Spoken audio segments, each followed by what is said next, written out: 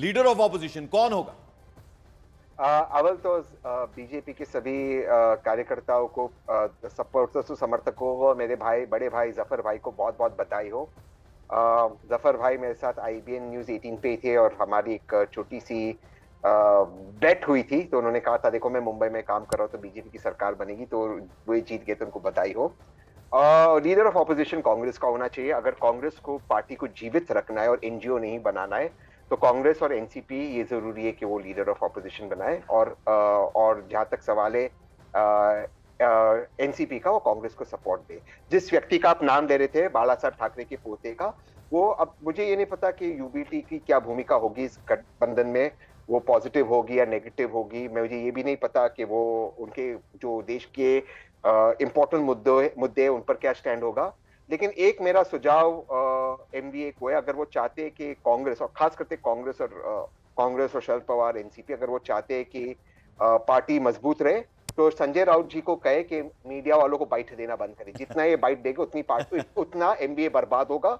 संजय राउत जी ने MVA को तो बर्बाद कर ही दिया, उसके बाद शिवसेना उद्धव ठाकरे ग्रुप को। चलिए, इंट्रोस्पेक्शन बहुत अच्छी बात है, बहुत जरूरी है। आप दो नाम मैं आपसे पूछ रहा हूं, नाना पटोले या आदित्य ठाकरे?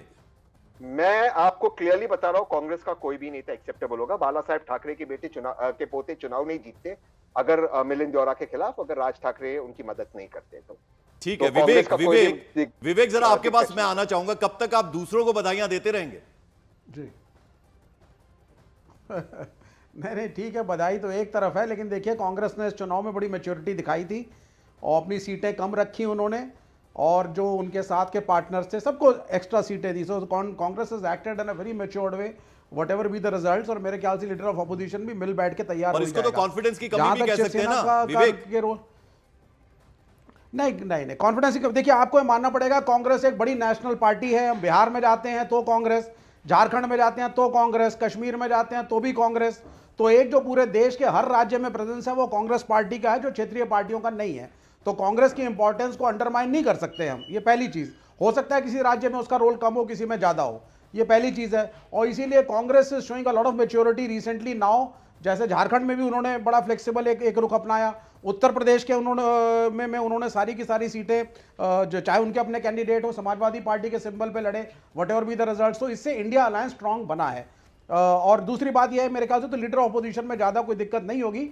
हाँ, यह है कि भविष्य क्या होगा।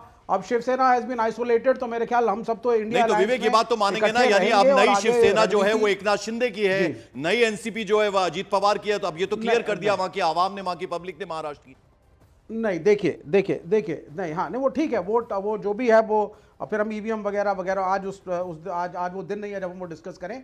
लेकिन हाँ, मैं ये जरूर कहूंगा कि एकनाथ शिंदे जी को जिस तरीके से, ठीक है डिप्टी चीफ मिनिस्टर बने, लेकिन जिस लालच की वजह से उस वक्त शिवसेना को तोड़ करके चीफ मिनिस्टर की कुर्सी हथियाई थी और गए थे, और बहुत सारे शिव सैनिकों ने उनका एक समर्थन किया था, ये समर्थन अब dwindle down over the years करेगा।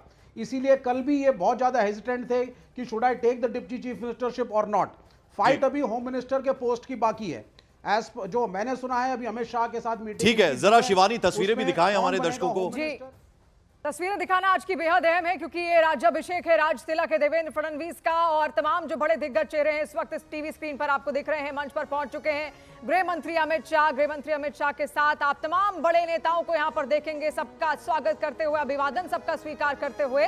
और कुछ ही देर में यहां पर अब लगभग यहां पंकज इंतजार किया जा रहा है देवेंद्र फडणवीस का, एकनाथ शिंदे का, अजीत पवार का। अजीत पवार की तो गाड़ी निकल चुकी है, कुछ देर में बेशक वो पहुंचने वाले होंगे, और फिर राज्यपाल जैसे ही पहुंचेंगे उनका भी इंतजार। और इस बीच बड़ी खबर आ रही है, एकनाथ शिंदे निकल चुके हैं आजाद मैदान के लिए। कुछ देर में वो तस्वीर भी आपको यहां पर दिखेगी।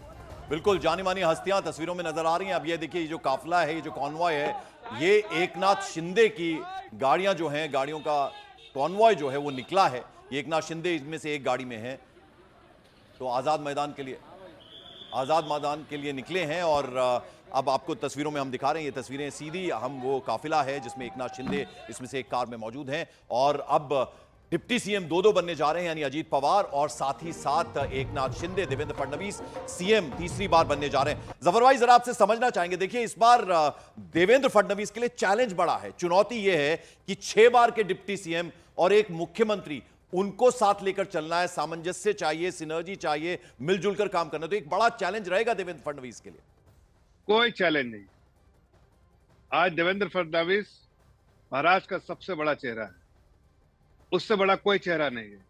किसी में कोई ऐसा क्लेम नहीं कर सकता है इस प्रदेश में, मैं उसी प्रदेश से आता हूं, जिसमें 3 लगातार इलेक्शन में, चाहे वो शरद पवार ही क्यों ना हो, कि 100 से ज्यादा सीटें लेकर आए और स्ट्राइक रेट 75% से ऊपर हो हर बार इलेक्शन में। कौन ऐसा शख्स है बताइए प्रदेश में? कोई नहीं, कोई गिनती भी गिन नहीं सकता कि दूसरे नंबर पे है। तो सबसे बड़ा चेहरा है, उनकी एक्सेप्टेबिलिटी घर घर में तो है ही है, पार्टियों के बीच में भी बिल्कुल है, और हर घर में एक्सेप्टेबिलिटी है, हर आदमी जफर इस्लाम साहब लौटेंगे आपके पास, आपको भी यहाँ पर जरूर सुनेंगे, लेकिन आज की तस्वीरें जो सामने आ रही हैं वो दिखाना बहुत ज्यादा महत्वपूर्ण है, क्योंकि बहुत बड़े दिग्गज चेहरे, सितारे आज लग रहा है आजाद मैदान में ही उतर आए हैं। और माधुरी दीक्षित को आप यहाँ पर देख रहे हैं, उनके पति भी इस वक्त उनके साथ मौजूद हैं, और उनके ठीक पीछे आप देखेंगे मुकेश अंबानी के बेटे अनंत अंबानी, और अनंत अंबानी की धर्मपत्नी राधिका मर्चेंट भी उनके साथ मौजूद हैं। और कुछ देर में यहाँ पर जो कार्यक्रम है वो भी शुरू होगा। हालांकि अभी से जो गायकी का जो कार्यक्रम है वो पहले से ही शुरू हो चुका है। कैलाश खेर अपनी बड़ी परफॉर्मेंस देने वाले हैं, और उनकी परफॉर्मेंस अब से कुछ ही देर में यहाँ पर शुरू होगी।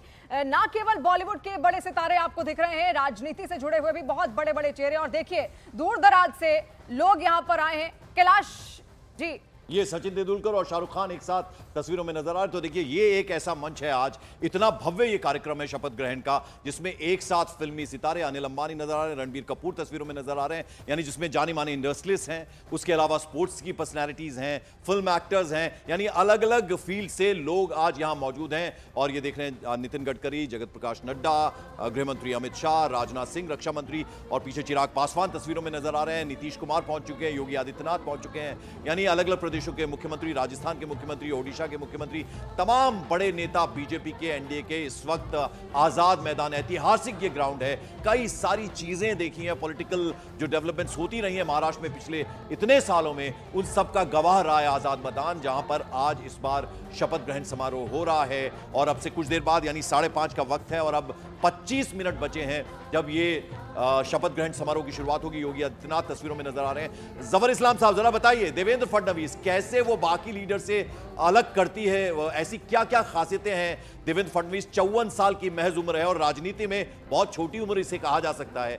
आप उनकी पर्सनैलिटी के बारे में जरा बताइए। देखिए, मैं नजदीक से जानता हूं उनको, उनका इकोनॉमिक एडवाइजर भी रहा हूं। मैं पिछले बार जब मुख्यमंत्री थे, मैं उनका इकोनॉमिक एडवाइजर था सीएम का, तो मुझे नजदीक से मिलने का मौका कई बार मिला है। वो एक बहुत साधारण व्यक्ति है, विचार के व्यक्ति है, सभी के लिए अवेलेबल रहते हैं। उनकी एक्सेप्टेबिलिटी बड़े हो छोटे हो, किसी धर्म के हो, किसी में आस्था रखते हो, कहीं भी हो, सब उनको पसंद करते हैं।